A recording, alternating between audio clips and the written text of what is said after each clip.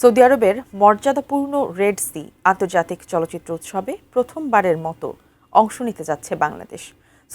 Saudi আরবে হতে যাওয়া এই চলচ্চিত্র উৎসবে বাংলাদেশের অংশগ্রহণ প্রসঙ্গে উৎসব প্রতিনিধি ও সৌদি সংস্কৃতি মন্ত্রণালয়ের উপদেষ্টা Naushin Ahmed জেদ্দায় reporters association Saudi আরবের সদস্যদের সঙ্গে মতবিনিময় করেন।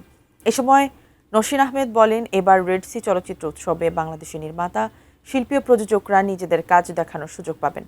অংশগ্রহণকারী বাংলাদেশি শিল্পী ও কলাকুশলীদের জন্য বিশেষ ভিসার ব্যবস্থা করা হবে বলে জানান তিনি। ৬ থেকে ১১ ডিসেম্বর পর্যন্ত এই উৎসবে চলচ্চিত্র প্রদর্শনীর পাশাপাশি প্রবাসী বাংলাদেশিদের জন্য থাকবে বিশেষ সাংস্কৃতিক অনুষ্ঠানের আয়োজন।